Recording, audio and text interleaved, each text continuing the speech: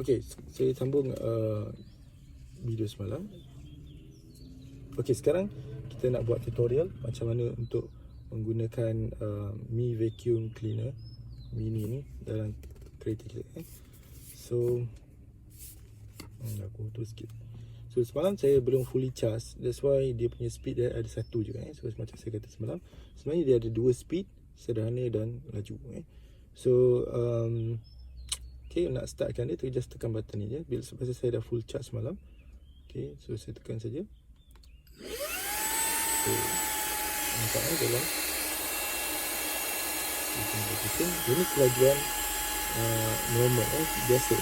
Kalau kita tekan lagi sekali, okay, lagi start. So kita dah terus boleh guna. Kalau saya nak terus guna macam ni,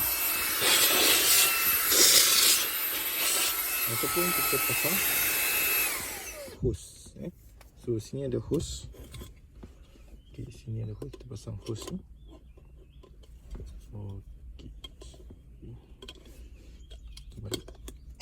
Alright. So hose. So kita boleh pegang macam ni ya. Okay. So macam kata kita ada habis macam ni. Di tengah-tengah ni. Sebelah ni.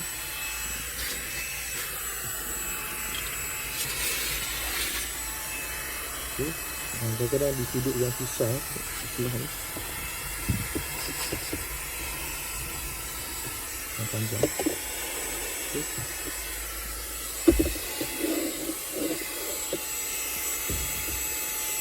Apa?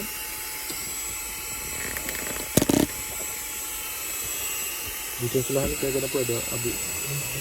Ini paling penting sekali ya. Yang saya cakap sebab kita habuk kan kat corner ni. Okey. Di sini pun boleh. Kalau rasa nanti takut salah, kita boleh gunakan brush lah. Okey, kita pasang brush.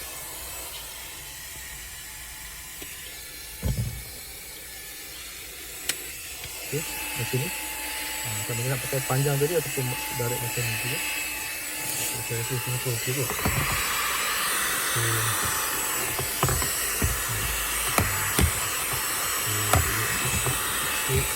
Ini pilihkan yang panjang tu. Okay.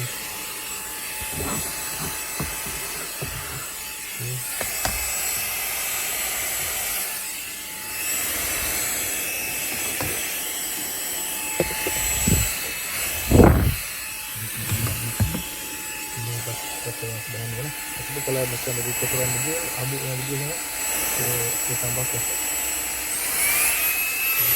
Kapok ni.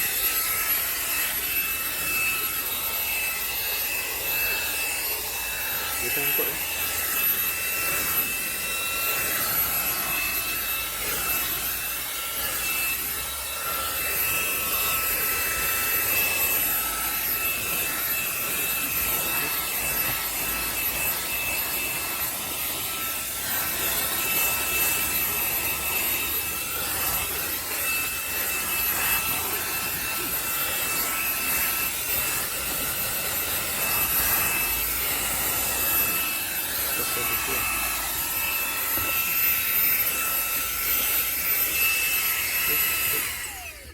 So itulah penggunaan dia.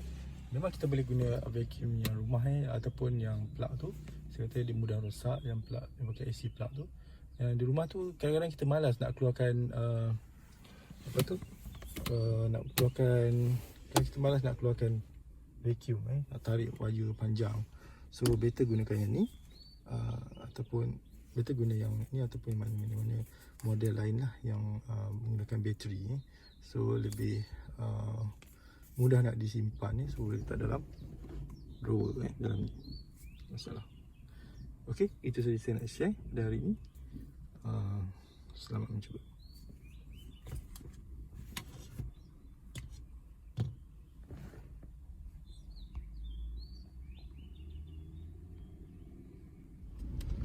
Okay, so kalau bila dah selesai digunakan, kita boleh cabut.